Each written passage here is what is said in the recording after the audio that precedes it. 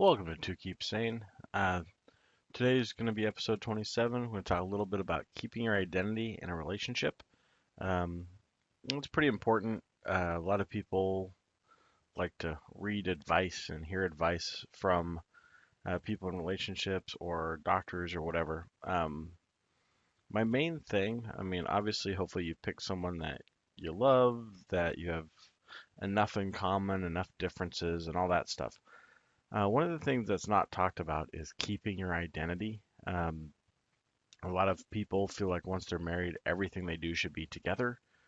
Um, Not healthy, actually. And very few people can actually do that successfully. Most people drive each other crazy.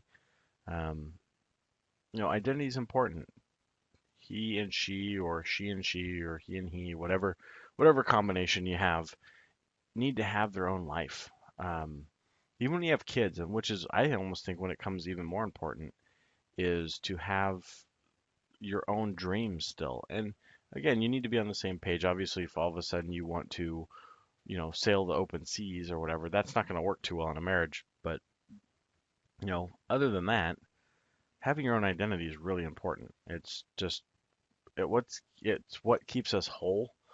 Um, and supporting the other person's dreams or, their support of their identity. Them going out and having fun with friends. Yes, you can be concerned if they go to a bar a lot or something. That that can be problematic. But I want to go hang out with my friends. Easier to say when you don't have kids. Harder to say, yeah, go have fun when the baby's screaming at home. So I just think it's important that people realize both people need to have their identity to keep sane and happy. I think it's important that all this happens for as people move forward. Um, yeah, it's one of those things that you just can't you can't fake. So many women. I generally hear this with women, but men tend to freak out when there's a baby. They tend to show their true colors if they're going to be a good father. Some have to learn, but most are really happy they're there, they're helping.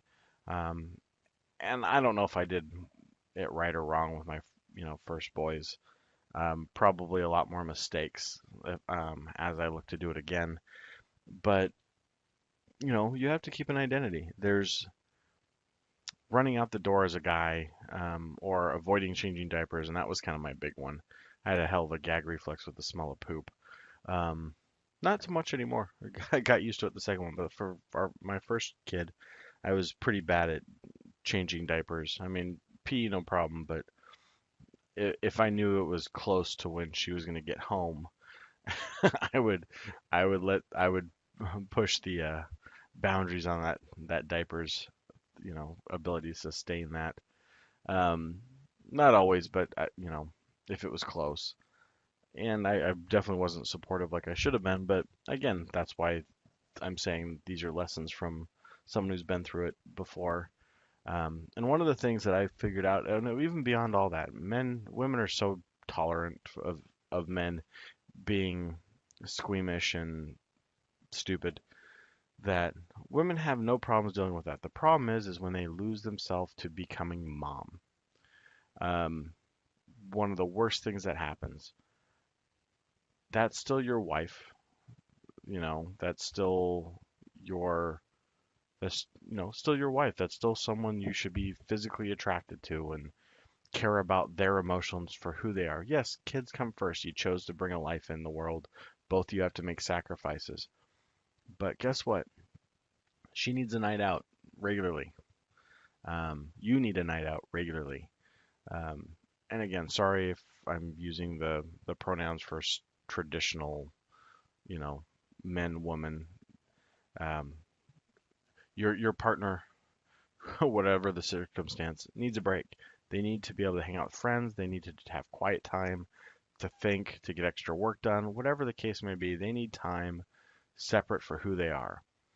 With that said, if one person's getting too much of that and the other one person's not, there's going to be hostility. It's not going to end up well. Um, you're going to have fights and baggage being generated. And here's another little thing.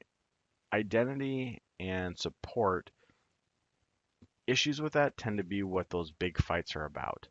The explosions. Well, I'm not arguing about this. I'm arguing about the 50 things you fucked up before I exploded.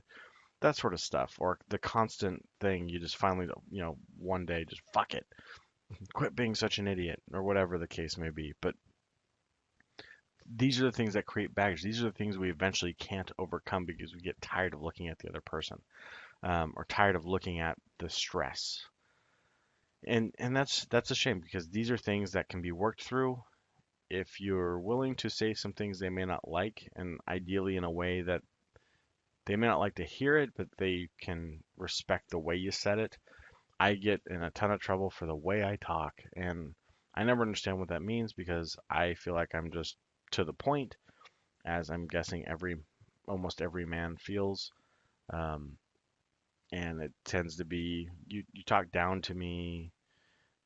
Um, I don't like the way you said it. Things like that. And to me, I don't think about that. I mean, those are side effects of my genetic and chemical wiring. I could probably change that with medication. I don't want to. I like the way my brain works. I ask for understanding and appreciation for the positives from that same wiring and chemical makeup, and to tolerate the ones you don't, and to think before reacting. And I try to do the same because, I don't want to talk it to death. Um, I love talking, I really do. Obviously, by a podcast, I have no issues with talking. I have issues with talking about things over and over again, just mainly over and over again. I don't like repeating myself. I definitely don't like talking through something that can't be changed. I don't like theorizing all the crap that could go wrong. Um, to a point, every now and then you have to have your disaster plan, or your, what if I die or what if you die, or I get that. You have to plan a little bit. No one wants to think about their death, but you should have a plan for it. Um, so I get that stuff. But all of this, I mean, you are you and they are they, is ultimately what a lot of these fights come down to. I mean, regardless of the other stuff. I mean, lack of understanding, and but if you loved the person, whoever you fell in love with, that's who still wants to be there when all the kids are gone. 20, 30 years later, when you're celebrating the anniversary, hopefully a much more knowledgeable, significant other, life partner, whatever you want to call it, is there looking back at you, loving some great, a lot of experiences, and, you both respect to each other. You're both happy for who you are as individuals and as a couple. I mean, it's so important.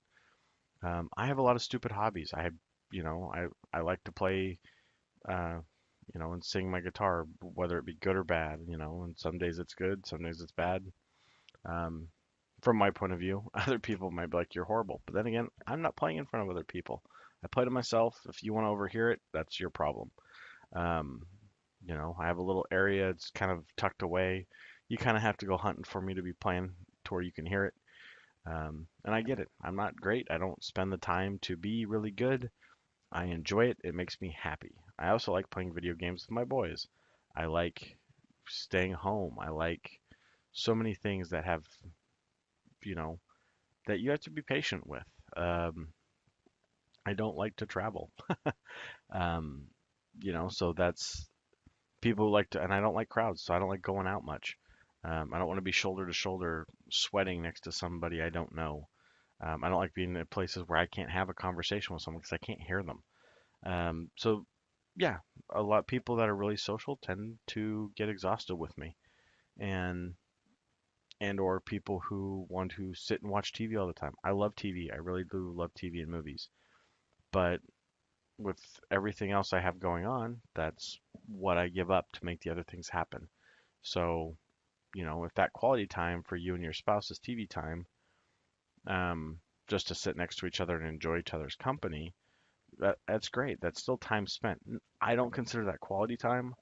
Um, I consider that just time, um, together. Not quality time together, just time together. Um, you really want to have it quality time, turn off the TV and talk. or have sex or whatever the case may be that, you know, needs to happen for you guys to stay connected as people. Yeah, so that's, I mean, it seems simple. It's way harder than you think. With everything that's going on, to encourage someone to be out there, and I guess maybe I've underplayed. It's harder because some people's goal is they want to volunteer a lot. That can be a huge time constraint. They want to work with kids. They want to sing in the choir in town, or be part of a, I don't know, softball team, or whatever. Things that have additional practice and requirements. It's not just maybe one day every couple weeks, or, you know. So again, maybe I downplayed it a bit, but yeah, it's one of those things. And if you both have stuff going on, it can be quite chaotic. And to find that quality time to not forget who you are together, um, is important as well. But that's something, if you're both trying to help each other, and you're both, you know, selfless and just enough selfish, I think it's the best balance. I mean, you have to always have a little bit of selfishness in your actions. You really do, because you're a person. You don't want to get to 70 years old, and or 60 years old, hopefully, or whatever, and no kids at home, and you look across at the person and be like, "Who the fuck are you? Uh, what do you like? What are you into? Oh God, you like that shit? I'm out of here." Not totally a farce either. Not far-fetched. People get divorced after retirement when the kids are gone because they don't like each other anymore. They didn't work on it the whole time. Some people do it for the kids, and more power to them to hide their unhappiness till the kids leave. I don't necessarily agree or disagree with it. I always have to look relationships. You always have to look at one-on-one. I mean, you can look at things that set up, and to try to prevent, and play pinball with the bumpers. Bumper it back into play. But if you're not working on it the whole time, yeah, relationships can die. You can end up having a roommate instead of a spouse, and I mean, that's sad. You fell in love, and you can fall out of love. You really can. I mean, you can still care about the person, but I mean, like love, like you want to live for that person. They want to live for you. You want to help them be happy. And people can't control each other's happiness, and they can definitely assist. They can definitely be part of that happiness equation, but you can't make anybody happy. If you're doing everything you can and they're unhappy, if you can't figure out why, I mean, sometimes you gotta just cut the line and move on, even if it means all the pain in the ass of divorce. If you have money, get a prenup. Go into it with, hey, I'm keeping my shit, you're keeping your shit, and we're moving on. Um, Helps prevent gold diggers. Also helps prevent the complication of if something goes wrong. I'm not saying if someone cheats or does something dickish. I'm talking about, that to me, you can have that in the clause as nulling a prenup is, but if you develop into different people and you don't get along, why kill each other for, or suffer emotionally in silence for 10 or 20 years? Just be happy. I'm so much happier with my ex-wife, and she's happier with life. I mean, not financially for her, but she's happier for herself, because her and I couldn't get on the same wavelength of how we wanted to live our lives and how we wanted to be parents, and how to be teammates, both for both supporters and ourselves. It was chaos. It was awful. um she's way happier without me in her life on a daily basis, and I'm way happier without her in my life. We can still joke. We still have plenty of inside jokes, and things we can laugh about after that many years together. But ultimately, if we talk too much, all that shit comes back, and all the things we didn't get along about resurfaces. So it's important to also to learn. You're gonna make mistakes. Just you can know everything there is to know about how a relationship's supposed to go, about the person you're gonna be with. Doesn't mean it's gonna work. Doesn't mean it's gonna fail. It's just sometimes other things come into play that you don't expect. Other times you could be totally at fault for just making the wrong decision. or vice versa with the other person. But with all that, and that's part of who you are. They always say you can't change a cheater. If a cheater cheats before, they're going to cheat again. Yeah, that's probably pretty true. Um, but at the same time, you know, was there a scenario created to where someone got desperate and did something stupid out of desperation to get attention, to get good or bad? I mean, kids do it all the time, act out just to get negative attention because it's attention. Um, and I'm not saying I'm not, you know, forgiving people who cheat. I think there's many other healthier versions. You know, burn, burn your, burn your kitchen down. Not really. You could get hurt, but you know, burn their favorite T-shirt in the sink in a controlled little burn or something. Do little. If you want negative attention like that, I don't ever recommend going after negative attention because that creates its own, you know, pile of problems. But it's better than going out and cheating. It's easier to overcome in counseling or talking through it than it is. I mean, because breaking trust, you need to have your identity, but you have to have that trust too. Because if you break the trust, no one wants to support you. They don't want to help you get out of the house. They want to keep you home to make sure you're not fucking around. So, it's there's a lot of parts of marriage, but identity is one that I've been dealing with this a lot. I tend to go after things I care about. Sometimes usually a lot of the things I try to make happen don't work out. Um, but then again, I also work extra to make money to do those sort of stupid things. Um, they don't usually take a ton of time away from my ability to be part of a household, although they do hit into the time frame. So, take it with a grain of salt as far as the number of side things you do. I definitely would recommend spend all this time ahead of time and work it out so you're not having to sacrifice family time and everything else just to do something you want later on. But it's still important. Even if you guys are both busy as heck together or with kids, you still have to make that time for yourself. Maybe you don't get to go out. Maybe you just get to watch your TV show and no one else is allowed in the area for that half hour or that hour. Um, but carve out that time to have a piece for yourself to stay who you are. And I guarantee you it will do wonders for your relationship. So hopefully this was helpful.